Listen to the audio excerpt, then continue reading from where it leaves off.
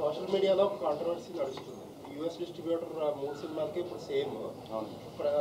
మీ 2 సినిమాలది opening start అయిపోయినాయి already.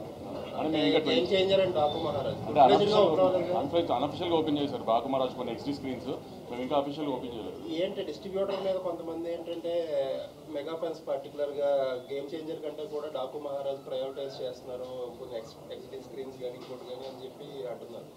అదేం లేదండి, ఎందుకంటే ఇప్పుడు డిస్ట్రిబ్యూటర్కి తను ఏ సినిమా ఎంత పెట్టుకున్నాడో తనకి తప్పితే ఎవరికి తెలియదు.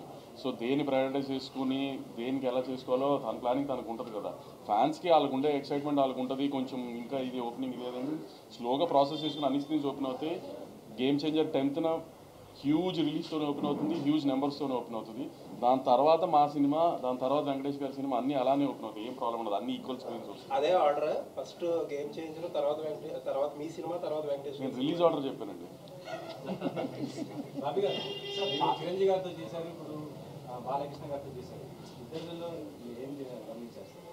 ఏం లేదు, ఇద్దరు సీనియర్ యాక్టర్స్ అండి.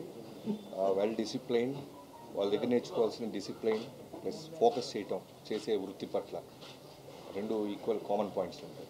వింటేజ్ అనే దాన్ని మీరు ఎక్కువగా ప్రయోగం చేశారు. అప్పుడు అవును, బాలయ్య గారిని వింటేజ్ ఇది మీకు అంటే నేను కానీ వంశీ గారు కానీ చిరంజీవి గారి సినిమాలు, బాలకృష్ణ గారి సినిమాలు చూసి పెరిగాం. సో మాకు ఎలా ఉంటుందంటే వాళ్ళతో వర్క్ చేసేటప్పుడు మేము ఏదైతే హై ఫీల్ అయ్యామో అవన్నీ మళ్ళీ రీకలెక్ట్ చేయాలని ఉంటుంది. సో ఆ బాలకృష్ణ గారు, ఆ చిరంజీవి గారు మా మైండ్లో ఉంటారు. సో దానికోసం మేము ఏ ఎఫర్ట్ పెట్టినా సరే అవి మిస్ అవ్వం. మీరు మెగాస్టార్ చిరంజీవి గారి అభిమాని అని చెప్పి బాలయ్య గారితో సినిమా చేసేటప్పుడు ఇది ఒక ఛాలెంజింగ్ టాస్క్, అంటే అంతకంటే బాగా తీయకపోతే తేడాలు వస్తాయని చెప్పేసి సో దాన్ని మైండ్లో పెట్టుకోవడం జరిగింది. అంతకంటే బాగా తీశారండి. నేను మీకు చెప్పేస్తున్నా, అంటే చిరంజీవి గారి ఫ్యాన్స్ నన్ను తిట్టుకున్నా అంతకంటే బాగా తీశారు. ఇప్పుడు ఆయన నిజంగా చిరంజీవి గారి ఫ్యాన్ అయినా నేను బాలకృష్ణ గారి ఫ్యాన్గా నేను చెప్తున్నాను, ఆయన అంతకంటే చాలా బాగా తీశారు. మీరు విజువల్స్ చూస్తే మీకు అర్థమవుతుంది జాయింట్ వాళ్ళు. అక్కడ బందిపోటు దొంగలు, పొలం దేవి లాంటి characters same time robin hood తరహా క్యారెక్టర్ కనిపిస్తుంది. ఈ సినిమా కోసం మీరు ఆయన స్టోరీ తీసుకున్నారా, లేదంటే ఎలా చేశారా, చేసిన రీసెర్చ్ చేయాలి? మాకు అదేనండి కంప్లీట్గా. మేము రాసుకున్న క్యారెక్టర్, మేము రాసుకున్న వరల్డ్ అదంతా. లేదు, బాలకృష్ణ గారు దాని తర్వాత దీన్ని ఫాలో అవ్వాలి. మిగతా డాకు